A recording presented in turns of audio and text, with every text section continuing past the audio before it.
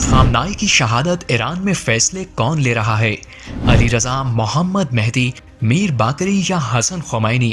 Supreme leader کا جانشین کون ہوگا؟ انتخاب کون کرے گا؟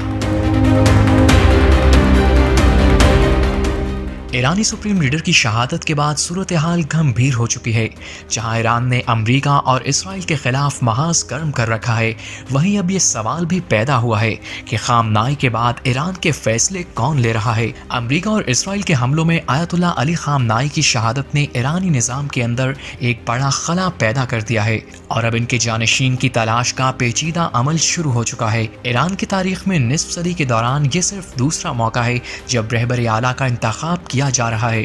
1989 میں جب پہلے رہبر روح اللہ خمینی کا انتقال ہوا تھا تو علی خامنائی کو فوری طور پر جانشین چن لیا گیا تھا، لیکن اس بار صورتحال مختلف ہے کیونکہ خامنائی نے کسی وارث کا باضابطہ اعلان نہیں کیا۔ فی الوقت ملک کو چلانے کے لیے 3 ارکان پر مشتمل ایک قیادت کونسل تشکیل دی گئی ہے۔ اس کونسل میں صدر مسعود پزشکیان، عدلیہ کے سربراہ غلام حسین محسن اعزائی اور ایک سینئر مذہبی رہنما علی رضا عرافی شامل ہیں۔ ایرانی پارلیمنٹ کے اسپیکر محمد باقر کالیباف کا کہنا ہے کہ ریاست نے ایسے حالات کے لیے پہلے سے منصوبہ بندی کر رکھی تھی اور اس کونسل کی تشکیل سے ملک میں اتحاد پیدا ہوگا۔ تاہم ایران کے لیے بڑا چیلنج یہ ہے کہ ہفتے کے حملوں میں اس کی فوجی قیادت کا بڑا حصہ بھی ختم ہو چکا ہے، جن میں مسلح افواج کے چیف آف سٹاف اور پاسداران انقلاب کے سربراہ بھی شامل ہیں۔ نئے مستقل رہنما کا انتخاب 88 مذہبی علماء پر مشتمل ایک ادارہ کرے گا جسے مجلس خبرگان یا اسمبلی آف ایکسپرٹس کہا جاتا ہے۔ یہ ارکان ہر 8 سال بعد عوامی ووٹوں سے منتخب ہوتے ہیں،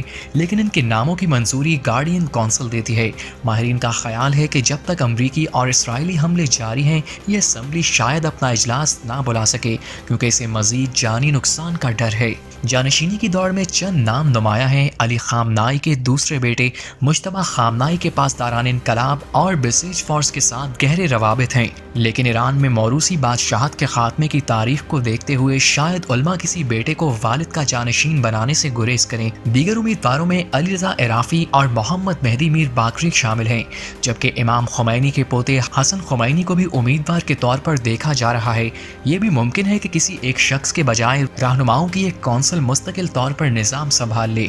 دوسری طرف امریکی صدر ڈونلڈ ٹرمپ نے ایرانی عوام پر زور دیا ہے کہ وہ اپنی حکومت کا تختہ الٹ دیں، تاہم ابھی تک ایران کی سڑکوں پر کسی بڑے عوامی احتجاج یا بغاوت کے آثار نظر نہیں آ رہے۔